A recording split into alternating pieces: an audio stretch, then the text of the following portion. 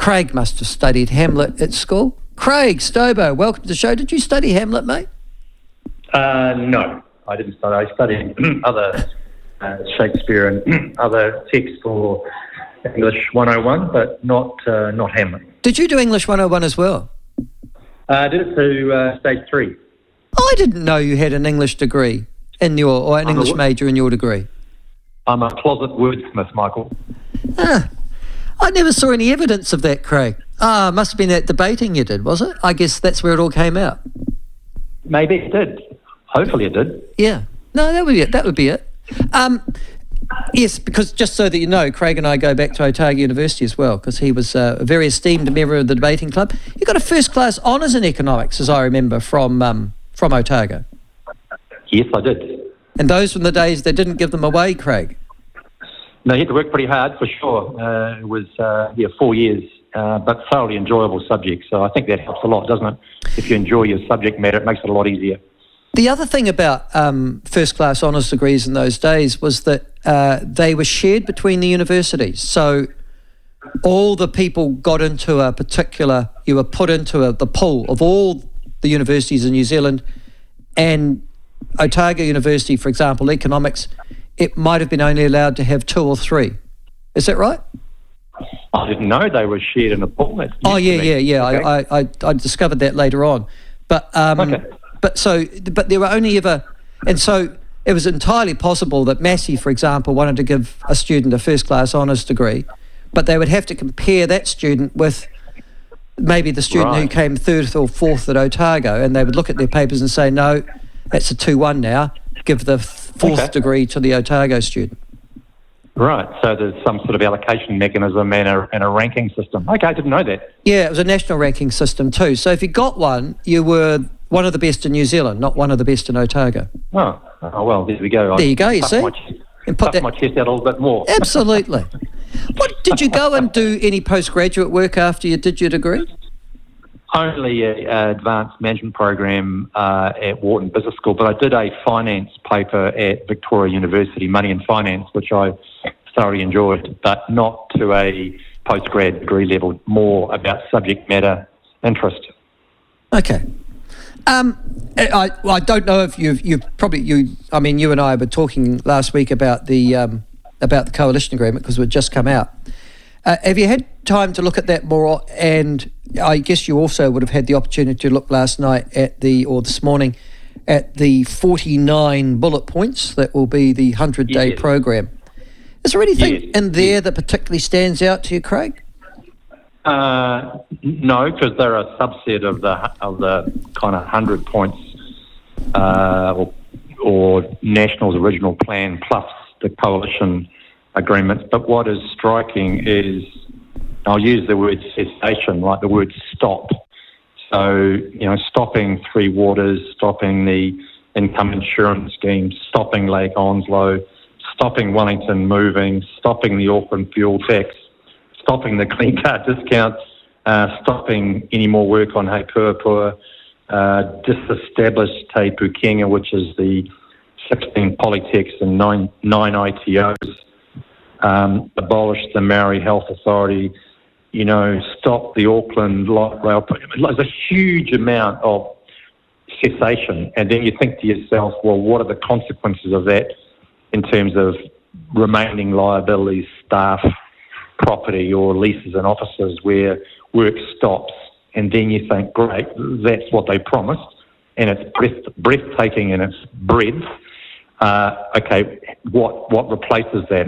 And I guess that pretty quickly moves you to the finance minister's desire for a mini budget, which will probably signal where the work will start, where the work will go, but replacing things like RMA with what I think from memory was ACT's desire for a revised RMA with stronger private property rights. What does that look like and how quickly can they get it in place? So I think the first thing is just, they're doing what they said they would do, and they're doing it now, like yesterday. It's stopping. So staff in Wellington will no longer have projects that they're working on, and I don't know their terms and their contracts and whether they move to new projects within their ministries or they just don't have jobs anymore. But it stopped, and I think that is surprising some commentators. These guys aren't mucking around. No, and the other thing I think that's surprising them is that they're doing what they said they would do, and we're not used to that from our politicians, really, are we? Yeah, so the aspiration and the thinking and the committees, that's all gone. Like, this is what we said we'd do. We're now into a government that's going to not just be seen, but is actually doing stuff. And the first stage is reversal. It's almost like we've been in a time warp for 3+ years and we're rewinding back to the beginning and starting again. Unfortunately, in that whole time period, we've accumulated a lot of debt.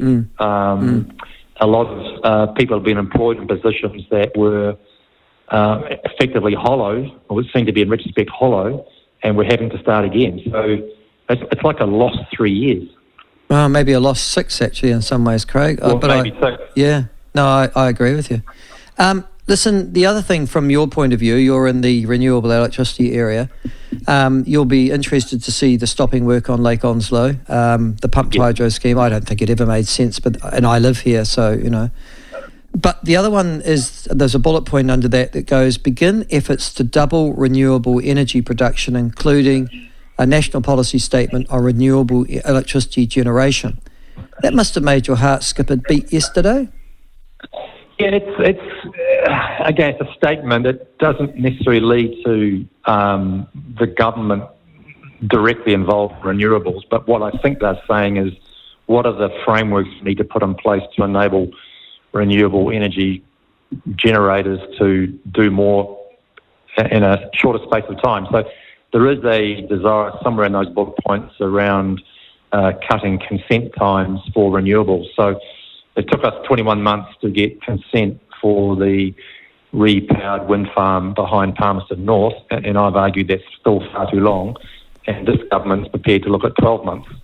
So if we can improve that process, it cuts costs for everybody, and we get through the EPA process faster. But it does involve some degree, I suspect, of ministerial oversight, and I would rather we move to a better system where the various counterparties to the consenting process are able to work more effectively together without having ministers having to push things along. We're still not where we want to be.